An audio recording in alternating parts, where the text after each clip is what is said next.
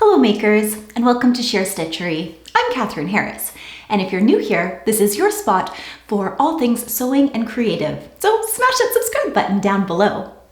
This week, I wanted to share with you a sew-along as well as a pattern review for the Simply Sewing the Spring Dress.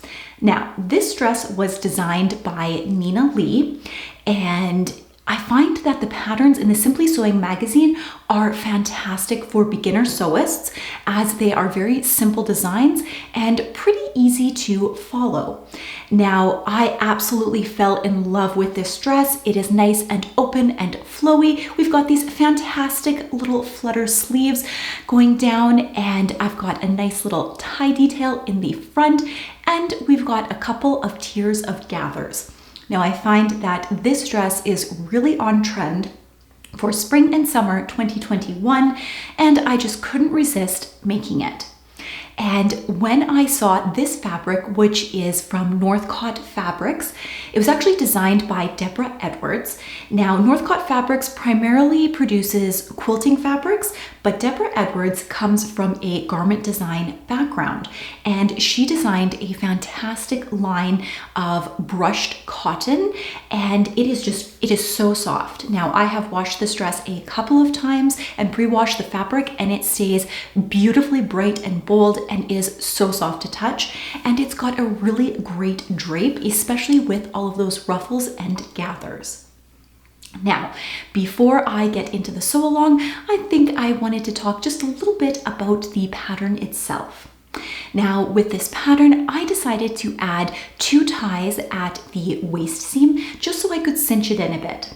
Yes, I know that is not what is on trend right now. It's more those loose dresses, and I absolutely love that style. And if I want to have that style as a looser dress, I just have to tie that tie a little looser and I get that same effect.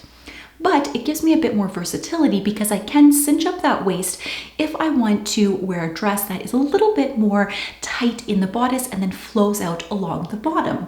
So that was one modification I made.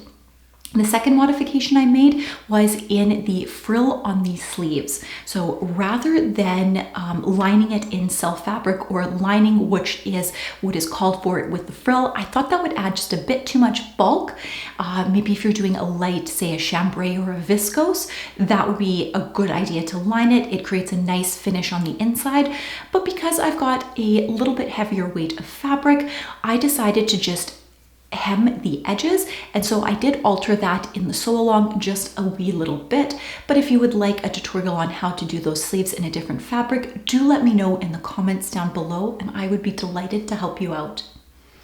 So that being said, let's get on to the sew along. Bum bum bum ba-dum ba-dum bum bum bum bum bum ba-dum ba-dum bum bum bum bum ba-dum ba-dum bum bum bum bum bum ba-dum ba-dum bum bum bum bum ba-dum ba-dum bum bum bum bum bum ba-dum ba-dum bum bum bum bum ba-dum ba-dum bum bum bum bum bum ba-dum ba-dum bum.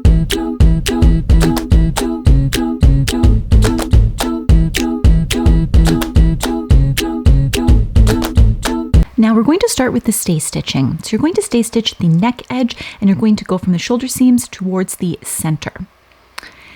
And once that's done, we are going to do the front keyhole.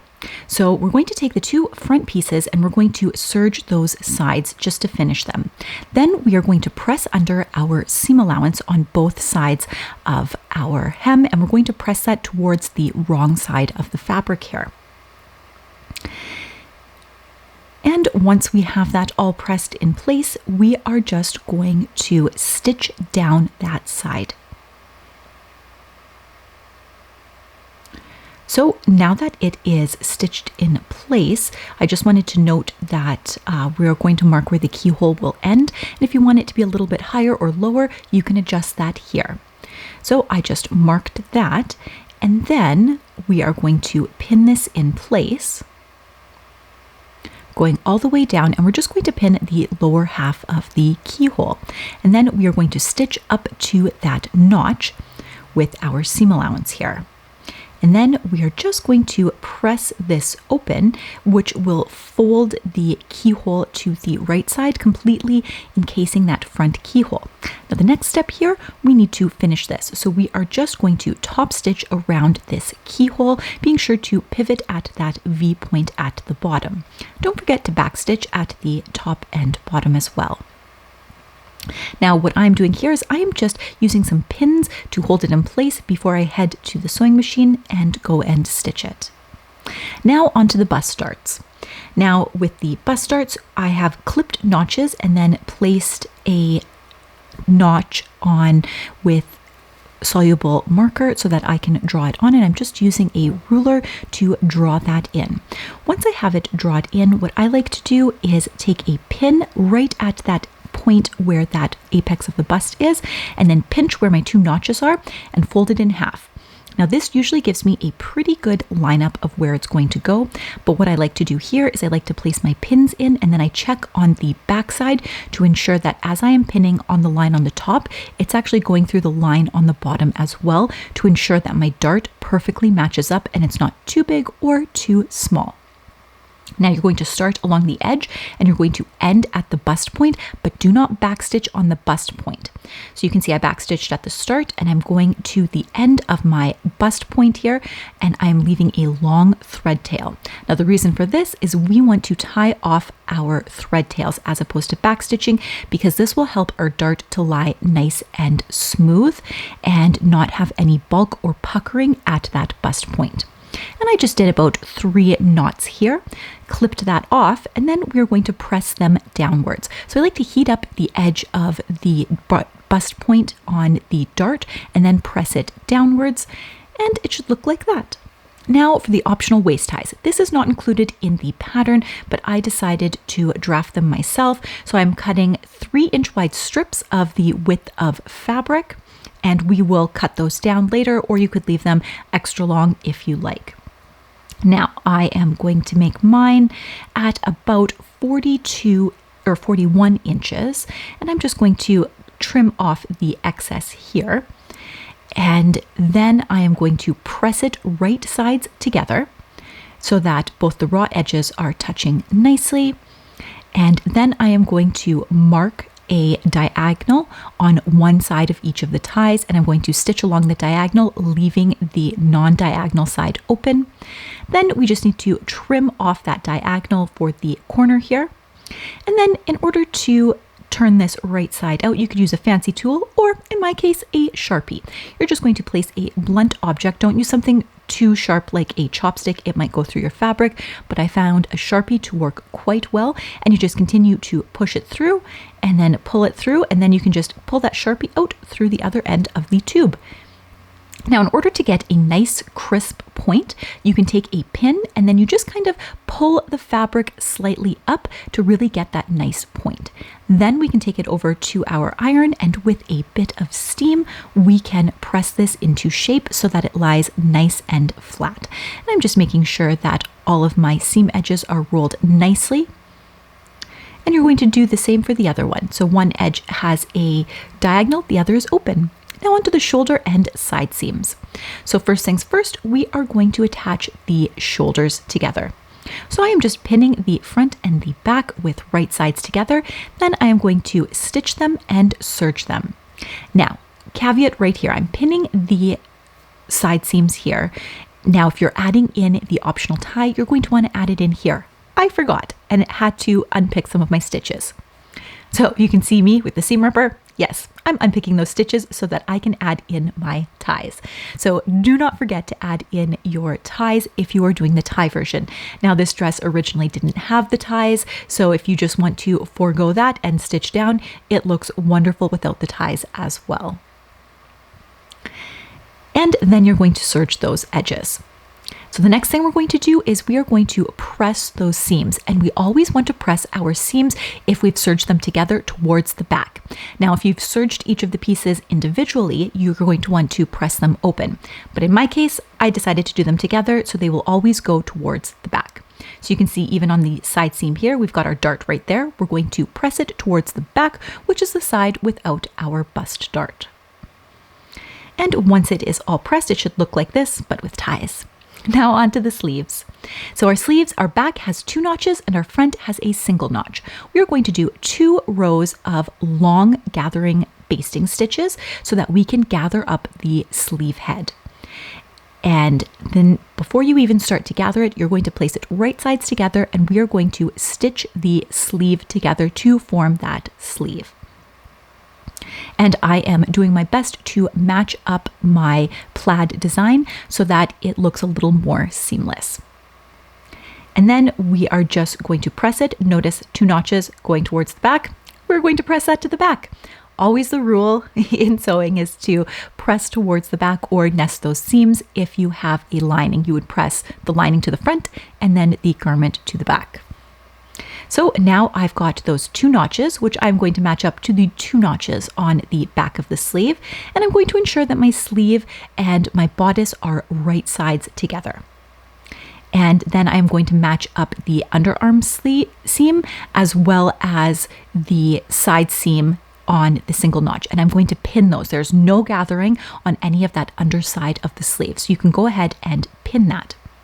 Now the next thing we're going to do is we are going to gather the top of the sleeve head. Now there is a marking that shows the top of the shoulder seam, so you might want to pin that in place to ensure you have either gathering on both the front and the back of the sleeve head. So I just gathered that in and then I'm going to stitch it and serge it together. Next, the pattern calls for 2 pieces on your sleeve cuffs. Now I've got a thicker weight fabric here, so I'm deciding to only do 1 piece, but you would essentially stitch them together and sandwich them in, looking beautifully if you were doing it the other way. So what I'm going to do is I'm going to place them right sides together after I have finished those seam edges. Because I don't want any extra bulk, I want to press these seams open. So I'm going to stitch it, and it should look like so. And to reduce that bulk, I am pressing it open as opposed to serging it together and then pressing it to one side. And the next thing that we're going to do is we need to finish the edge of our cuff. And so I just serged the edge and then I'm going to fold it up. And in the other case, you would be stitching them together with that lining cuff. But because I don't have that, we just need to do a small, simple hem. And then I am just going to do a double hem just to hide all of that serging detail. It adds a little extra bulk, but I found the sleeves still laid quite nicely even with that. And then I always like to pin it in place just to ensure nothing moves around once I get to my sewing machine. And then you can stitch this with a straight stitch on both of your sleeve cuffs. And it should look just like this. And there's the right side. Now we're going to attach the sleeve cuff to the end of the sleeve. Now you can see right here, I am just creating a notch at the center point of the sleeve flounce as well as the sleeve. Now the reason for this is I want to match up both the underarm sleeve and that seam, which I'm matching up right here.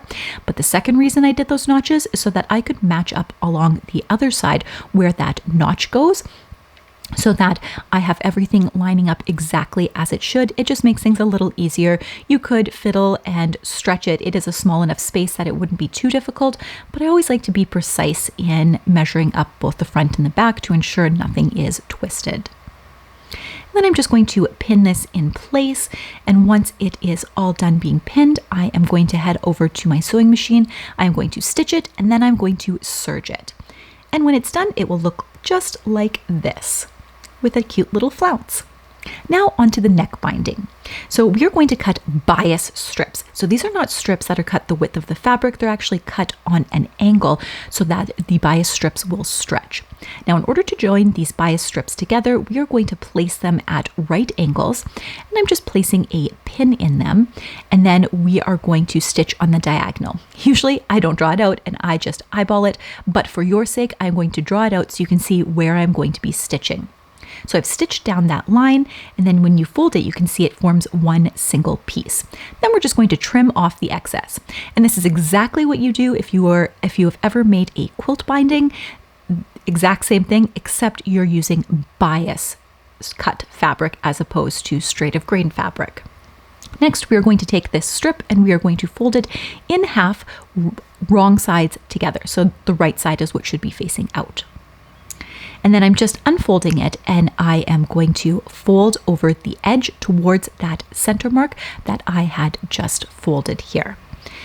And it is rather narrow. If I were to do this again, I think I would increase my bias strip by just maybe like 1/8 of an inch or 1/4 of an inch, just to give it a bit more room and be a little bit wider.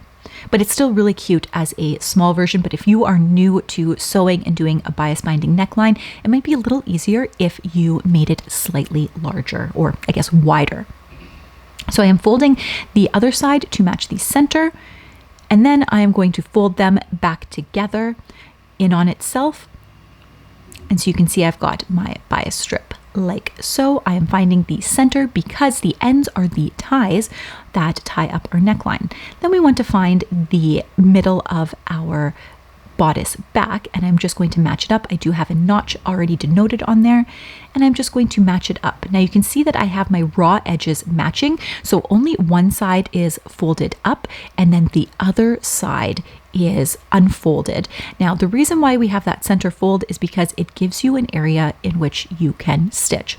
Now I just used my seam allowances to gauge that, but having that fold is a great indication of where you should be stitching, so that when you fold it back over itself, then you're going to ensure that you're catching that bias binding at a later step.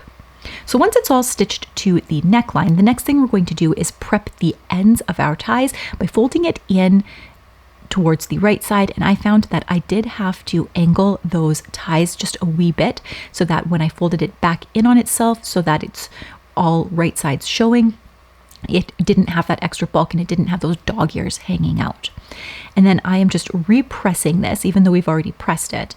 And then you're going to want to fold this towards the inside of your garment, and you're going to ensure that as you press it down, that that folded edge of that bias binding that you had folded earlier, that extends past where that stitching line is and where you stitched it onto your garment. Now the reason for this is because we want to stitch in the ditch when we attach it on, and we want to ensure that we're catching this bias binding as we're stitching in the ditch, because we want to stitch on the right side of our garment as opposed to the wrong side.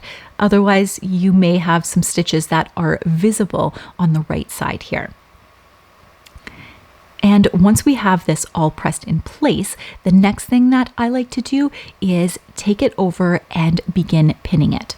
So I have pinned up the ties together, and then I just wanted to show you how I like to go along the edge, and I am pinning in the ditch, and I am making sure that that folded edge is caught on the other side of the pin with a little bit of an overlap. This ensures that I am catching that bias binding as I stitch in the ditch from the right side of our garment.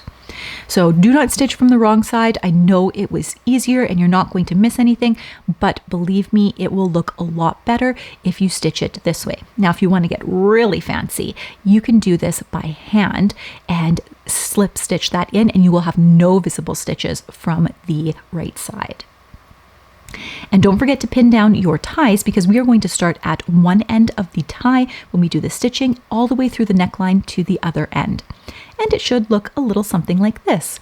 And at this point, this is also when you can add in your tags. Now, the ties are a bit fiddly, so I actually used paper to start mine. Now onto the skirt. So with the skirt, you will have 2 pieces for each tier of the ruffle. So this is the top tier of the ruffle, which is the smaller of the 2. And the first thing we're going to do is place our fabric right sides together. And in usual sewing fashion, we are going to pin them and stitch, as well as serge or seam finish, in whichever way you prefer, down either side. And we are going to repeat this process for our second tier, which is the more narrow version and the longer version of our ruffle. And you can take that over to your sewing machine and your overlocker, and you can stitch those both at the exact same time. So get those stitched up. So the next thing we're going to do is we're going to run basting stitches along the tops of both of our tiers. Now, I like to run my basting stitches from one side to the other, leaving tails on both ends, just like this, as opposed to going all the way around, because it is more difficult to run those basting stitches through those seam allowances. Next, I am just folding under the end of our bottom rung of our ruffle because we need to finish that hem. So I've serged the bottom, and then I'm going to do a narrow double fold, which is the exact width of my overlocking. And I am pressing this in place. And really, you don't necessarily need to overlock it. I just like to do it because it gives a really good pressing guide for me and it makes it faster. Then I'm just going in and I'm adding a few pins here and there. Now this fabric presses up so nicely. I probably didn't need pins, but it's better safe than sorry. And then we're just going to stitch around the edge to finish off the bottom ruffle. Now we're going to attach the bottom ruffle to the upper ruffle and the bodice. So let's start off with attaching the bodice to the top ruffle. So we do have a center point mark that is hash marked on both our bodice and our top ruffle. You're going to match those up with right sides together. And I like to place 2 pins in there just so it doesn't move whatsoever. And then you're going to match up either side seam. So I place 2 pins, one on either side of the seam. And then what we are going to do is we are going to take those basting stitches and we are going to pull one side towards the center and then pin it in place. And then we're going to pull the other side towards the center and pin it in place, making sure you distribute those ruffles nice and evenly so that it looks quite nice. Now I find this is also much easier to distribute those ruffles when you do have those 2 lines of basting stitches on the front and the back separated by that side seam as opposed to one big one. You're able to get a lot more control with that ruffle gathering, as opposed to when you have one big long thread and you're pulling it all the way through to the center back. By that time, you've got like a lot of thread in there. This really gives a more even distribution. So stitch it, and then I like to overlock it to finish it. And our dress is really starting to come together. Next up, we have the lower tier. So we're going to take the lower tier and in exactly the same fashion, we are going to match up the center front, center back, as well as the side seams. And then we are going to take those threads that we had used to baste and we are going to gather them and stitch them in. And it should look a little something like this. And now for the reveal. Bum bum bum ba-dum ba-dum bum bum bum bum bum ba-dum ba-dum bum bum bum bum ba-dum ba-dum bum bum bum bum bum ba-dum ba-dum bum bum bum bum ba-dum ba-dum bum bum bum bum bum ba-dum. Now that we are all done stitching up this pattern, I wanted to let you know just how much I really do like this dress. I really think it's going to be a summer staple in my wardrobe. It is super comfortable to wear and still looks very chic. I am also really liking the print, and my daughter had her eye on it and asked if she could have this dress, so I may have to make a new one for myself because I suspect this might get stolen out of my closet.